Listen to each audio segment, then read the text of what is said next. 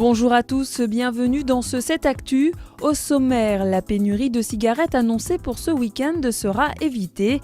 Les grévistes de la société Altadis ont repris le travail.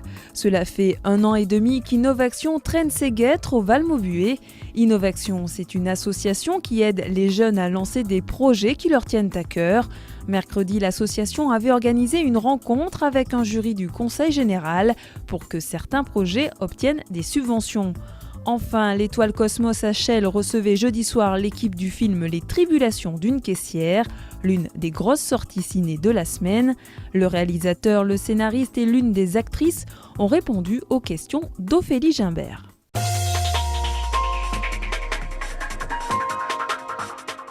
Il y aura bien des cigarettes dans vos points de vente ce week-end. Les salariés d'Altadis, la société de distribution des cigarettes en France, ont obtenu gain de cause. Ils bloquaient depuis le début de la semaine les entrepôts de la société, comme ici à Logne. Ils réclamaient une augmentation de salaire de 2,4%, alors que la direction ne leur octroyait que 2,2%. Cette dernière a donc cédé. Les grévistes ont repris le travail.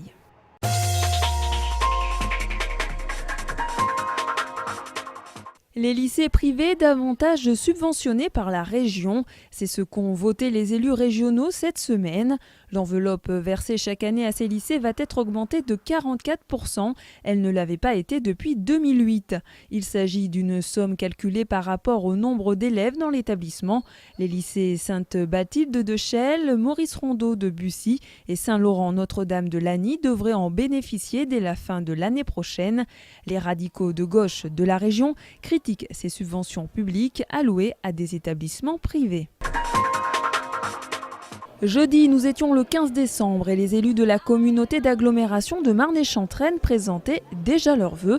Jean-Jacques Marion, le président, a dressé le bilan 2011 et annoncé les grandes lignes pour 2012.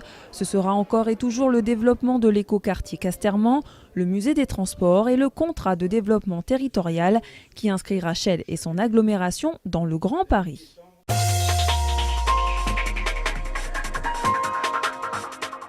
On veut organiser un tournoi à l'échelle internationale. C'est un bon projet et j'espère qu'il va être soutenu par le conseil régional de Seine-et-Marne. C'est tout l'enjeu de cette journée, même s'il s'agit du conseil général. Adiatou et Sonia sont deux joueuses du futsal de Torcy. Pour que leur projet soit financé, elles vont devoir d'abord passer devant un jury et détailler leur idée. Ben, lui, est Logno. Il souhaite organiser une fête de quartier avec un concert pour 300 personnes. Si tous ces jeunes se sont retrouvés mercredi après-midi à la MJC de Torcy, c'est parce qu'ils sont tous suivis par ces gens-là. Brice, Bénédicte et le voici Ali, des bénévoles regroupés au sein d'une asso Innovaction. Il y a des dispositifs d'aide à l'initiative qui existent aujourd'hui. Mais on s'aperçoit qu'il y a un tas de jeunes qui n'ont pas accès parce que problème méthodologique, problème de réseau, de connaissance de ces dispositifs-là. Et on s'aperçoit que dans les quartiers populaires ou en zone rurale par exemple, il y a très peu de jeunes qui sont représentés. Et donc nous, on a décidé de travailler davantage sur ce noyau-là, c'est-à-dire de travailler sur la phase d'émergence. Ces jeunes ont donc dû tous mettre en mots leur idée, penser un échéancier et boucler un plan de financement. Derrière cette porte, le jury que nous n'avons pas pu filmer, Gilles de Logne en sort. Il veut monter une mixtape, un CD de musique pour promouvoir des groupes locaux. Il prévoit 4 400 € car la liste des dépenses est longue. J'ai besoin d'un studio qui coûte relativement cher. J'ai besoin d'un prof de chant. J'ai besoin de quelqu'un pour l'écriture. J'ai besoin de salles pour réaliser les concerts ensuite. L'Info Jeune de Logne, les services jeunesse des villes sont partenaires de l'aventure. L'an dernier déjà, Innovaction avait créé le lien entre les projets qui naissent dans nos quartiers et d'éventuels financements par le département ou par l'État. L'équipe A de Torcy en avait bénéficié. Aujourd'hui, ils organisent régulièrement des événements dans la ville.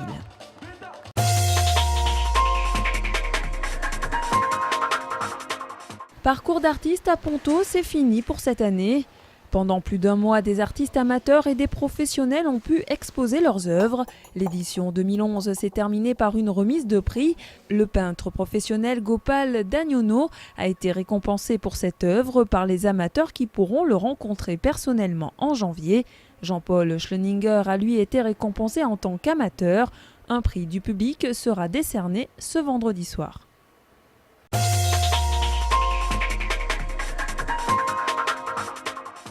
Petite fille, je voulais être hôtesse de l'air, infirmière, danseuse ou maîtresse d'école. On laisse nos rêves sur le quai et d'un coup d'un seul, on les voit s'envoler.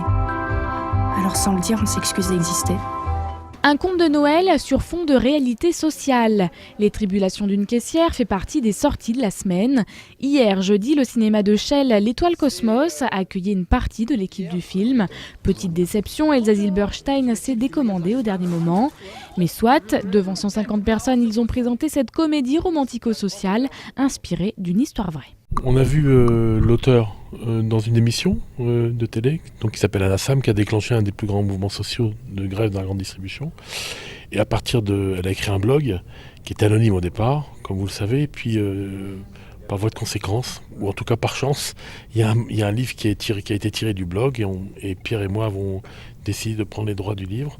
Une comédie très sucrée, trop pour certains, mais avec un vrai message, celui du quotidien des caissières. 8 heures de bruit, 8 heures de merci, 8 heures de bonjour. Tu travailles pas bien à l'école, tu finiras caissière comme la dame. Que répondre ? 75,40 € s'il vous plaît. On a rencontré une catégorie professionnelle, ce sont les hôtesses de caisse, les caissières, qui ont un mode de vie très difficile, avec des conditions de travail compliquées, et qui en même temps font preuve d'une fraternité et d'une solidarité incroyable. Elles font partie de ces invisibles de la société à qui on dit ni merci, ni bonjour, ni au revoir. Avec cette deuxième soirée rencontre, l'Étoile Cosmos poursuit sa nouvelle politique. Le but est d'organiser un événement comme celui-ci par mois.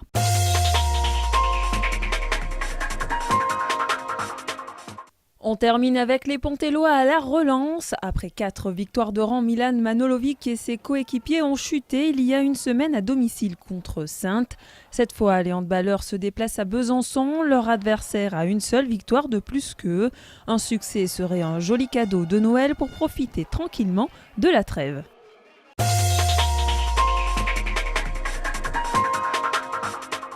Tout de suite, retrouvez Lord Dvorak dans son dernier agenda du week-end de 2011, très musical. À quelques jours des fêtes, vos oreilles vont vibrer. La tristitude, c'est franchir le tunnel de Fourvière le 15 août. Quand tu dois aller vivre à Nogent le retrouve. C'est la fin de ce 7 Actu. Très bon week-end à tous.